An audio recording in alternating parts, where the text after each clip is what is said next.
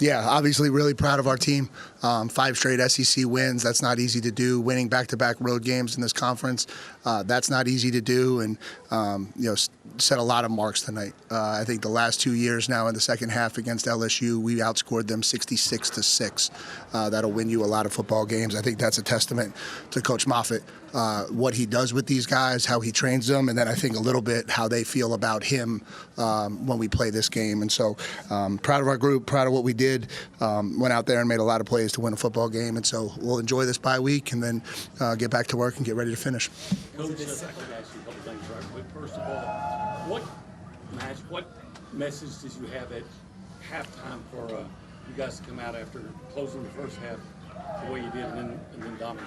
Yeah, I told him, I said, you're the better team, but you have to play better football. And if you don't play better football, you're going to let one slip away tonight. That's honestly what I told him at halftime. I said, we got to stop committing penalties. We got to stop short-selfing our drives. We got to stop missing tackles.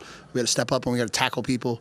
And I thought, obviously we went out and we got a good start to the second half, and I think we got the momentum, and then the punt return really put us up and started to play from the front, and I thought we had a big advantage at that point. And we know you weren't involved in a lot of these losses over this long streak, but I wasn't. Yeah, but any thoughts or feelings, emotions that you can share that you might have for putting an end to this for these fans? Again, like I keep saying this, it's not about the past. We got to stop worrying about the past, thinking about the past, talking about the past. I'm excited for what this team is doing right now. This team is doing some really special things. I think we should enjoy it. I think we should stop focusing on last year. I think we should. I answered 3 questions on our Wednesday media call about last year. I don't understand why we can't just enjoy what's happening. We should enjoy what's happening. We're an 8-0 football team. You mentioned Coach Moffitt. Was there a special message to the team this week because of the LSU connections? No, I don't think anything needs to be said. I think everybody kind of understands that one. What frustrated you the most in the second quarter, but what impressed you the most in the third quarter, the way y'all were able to turn it around? Yeah, obviously, again, a little bit like what happened at Notre Dame. When you write up a script of how to go win in a hostile environment, you don't give up a block punt, you don't turn the ball over twice, you don't miss tackles, you don't commit a personal foul penalty that extends a drive that leads to points. None of those things should be on that script. And so I just felt like we maybe were a little bit too into the emotions of it all, weren't handling our emotions the right way, weren't focusing on the things that we needed to focus on. And I thought in the second half we did. I thought in the second half we played clean football. We played mistake-free football. And I think when we do that, we're really good. Coach, first win in Tiger Stadium since joining the SEC. What kind of statement is this for your program? We're not making statements. We're happy we won. We're excited to go into the bye week. What is it about this team that you see them be able to overcome that adversity time and time again? And what does their makeup allow them to do that? I think there's a togetherness in there. I think those kids believe in who they are and what they're capable of. I think they believe in each other. I think you've seen that, and it's probably been the one thing that of all the things that have been somewhat inconsistent over these 8 games, the one thing that has been consistent is how those kids will play the game however it needs to be played to come out and win. And tonight, maybe in the second half, was the first time both sides of the ball were really clicking together, and I think you saw what that could look like for us. 7 sacks. It seemed like you were able to really dominate the line of scrimmage tonight. Just talk about what you were able to do up front on both sides of the ball. Yeah, we knew that was going to be critical. Obviously, he's a really talented quarterback. He got in a little bit of a rhythm on that first scoring drive for them, and in order to get him out of that rhythm, we were going to have to pressure him. And I thought our D-line did a really, really good job of that. Marcel Reed we haven't seen him struggle like that this year in that second quarter. The two. What does it say about him, his response individually, in the game that he ended up having? Yeah, I mean, he's a competitor. Right? He's got a lot of confidence in himself. We have a lot of confidence in him. I don't think we changed how we called the game. We were still very comfortable putting the ball in his hands. He obviously, they fooled him a little bit on the one in the end zone. I think he gave him a look he wasn't quite ready to see, and then the other one was a tip ball, and those are kind of hard. But yeah, I think we have a ton of confidence in him and where he's going. Can we do this? Can we raise our hand? And Kat, can you run this like a press conference? Yes. Sure. Sam. Mike, mistakes aside, 24-point road win over a quality opponent. Defense had its effort, offense a lot of explosives. Is this the most complete effort your team has given this year, in your opinion? Yeah, I think so. I think it's the first time for really extended periods of time. You would say the first quarter, the third quarter, the fourth quarter, both sides of the ball were playing really, really well. We had a really bad second quarter that we had to overcome, but I think, for 3 of the 4 quarters tonight, I thought both sides of the ball were functioning at a really high level. How close are you to reaching your ceiling in terms of what this team can do on the field? Probably still got a ways to go, and I think that's how we want to think about it. We want to continue to be in a growth mindset. We want to continue to grow every single week, and again, we've said this repeatedly. We have bigger aspirations for where we can go than anybody else, and so as we win, I think other people will catch up. We'll stay with like Adam. Yeah, Mike, the explosive element, whether it's Marcel or Mario or Casey, how much of it is that kind of in your DNA as an offense this year? Yeah, I think that's the biggest thing that we talked about having to do to flip where we were trying to go. I think if you look at the teams that have won the SEC, the teams that have gone far in the playoffs, they have explosive playmakers on offense that can take a game over.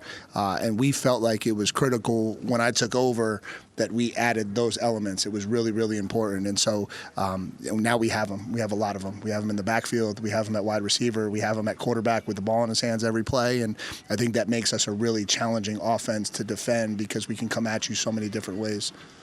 To the right, Jesus. Coach, to have a punt return, you addressed it a little bit, but to have a punt return back for a touchdown, what does that do for the team?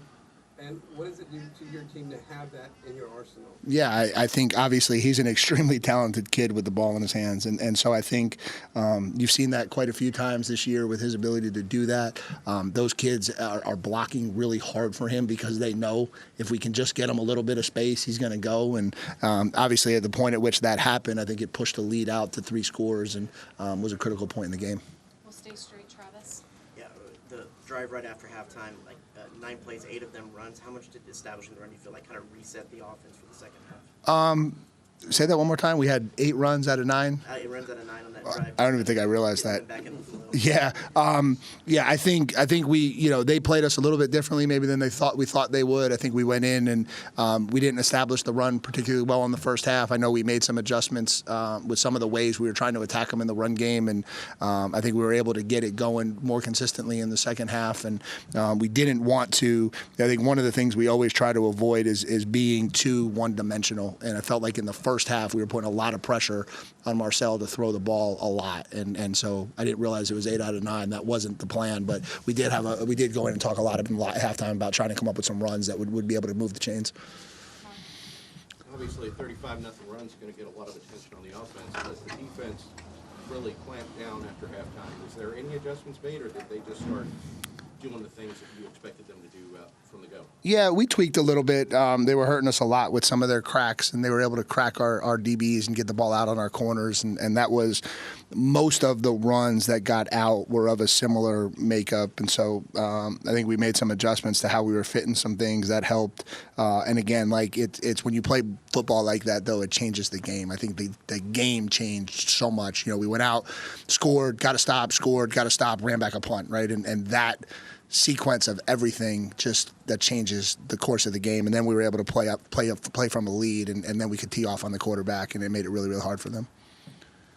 Gentleman in the back there. Mike, you said this week that the reality of time at the vision of the program overall, I'm wondering how much this win advanced that goal of that vision of what you want. Yeah, it certainly seems like it. There's some new faces in the room over here. And, no, I joke. I'm just joking. That's just a joke. Just a joke. You got to handle my sarcasm.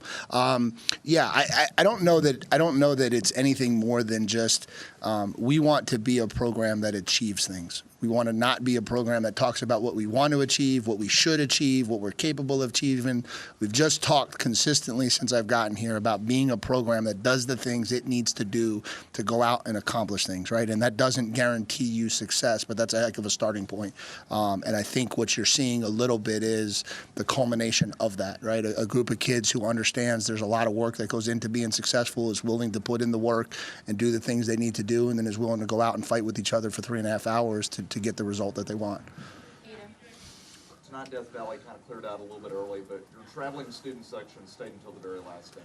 What does that mean to you as a coach? Yeah, unbelievable amount of support, and I can't say that I ever envisioned that many Aggies in the stadium relative to that many Tiger fans. And so thank you to everybody again who represents the 12th man. I think we're starting to travel a little bit more. I think the fans are starting to get a little bit behind what we've got going on. That's great to see. We're going to need them up in Missouri in a couple weeks, and so buy your tickets, get on a car ride, get on a plane, and let's go pack Missouri. I just wanted to ask what you felt like the biggest thing you've learned about your team in this 5-game stretch to start conference play has been, and do you feel like this second bye week maybe comes at a good time for you guys? Yeah, I think it's for sure a good time. I think 5 SEC games in a row is hard. I bet if you guys looked up, there probably hasn't been a lot of teams that have won 5 straight SEC games week. Yeah, I don't know how many times that's really happened without a bye, without playing a non-conference game. It takes a physical toll on you, and so it's going to come at a good time. You know, we're going to be able to give some rest to the guys who played a lot of football. We're going to get some work for the guys who haven't, and then as the back end of the week goes, we'll start flipping our attention over to Missouri. So some folks nationally might be surprised by this. So were you surprised by this 8-0 start at all? 24-point win at LSU. Does this surprise you at all, or is this something you kind of expected going into the year? You know, it's hard to say you expected. Certainly believe this is what we were capable of. You know, I wouldn't sit here on a podium and tell you, oh, I absolutely expected this to happen the way it did, but I certainly knew we were capable of it, and I knew if we would commit to doing the things we needed to do week in, week out, if we would commit to playing the game consistently with each other, I knew we had a talented roster. I knew we were significantly more talented than we were last year, and so, yeah, so far so good. They're 20-1 under BK in 19 years. It's hard to win here, obviously. 20-2. 22 now. I apologize. You saw how loud it gets when we got in that second quarter. How proud are you of the poise of your team, and how much does it mean to get a win when it's hard to get a win? Yeah, it's a really hard place to win, and I think you know, I still don't know that nationally there's a complete understanding of what it's like in these SEC away venues, and it's no disrespect to any other conference, but you know, it's just different, and the atmosphere, the environment, you know, when all of a sudden they get some momentum and you know the wheels start rolling, and it's hard places to play in this conference. Playing a night game in Tiger Stadium is a challenge, as evidenced by the fact I told the kids this the other day. I was the starting point guard on my high school basketball team the last time we won here, and so if that's any indication of how challenging it is to win here, you can put that image in your mind, Sam, and write about that. Coach, we'll finish out right here to the left. Hey, Mike, talking about the margin for error in this league, you know, the best teams, we know this, always check a lot of different boxes, what they can do. Resilient, when you get punched in the mouth, physical line of scrimmage, explosive playmaking. Where are you guys right now as far as being able to check all those boxes? Yeah, Need to keep going. I think we're very capable of checking them all. I think over the course of these 8 games, you've seen us check everything. You know, we've won because we've had to score a lot of points. We've won because we had to stop people a lot in second halves and in the fourth quarter. You've seen us not handle first halves particularly well and come out and play really good second halves. You've seen people take the momentum of the game and us take it back. And so I think we are capable of checking a lot of boxes if we'll commit to continuing to do things that we have to do to go out and be successful week in and week out.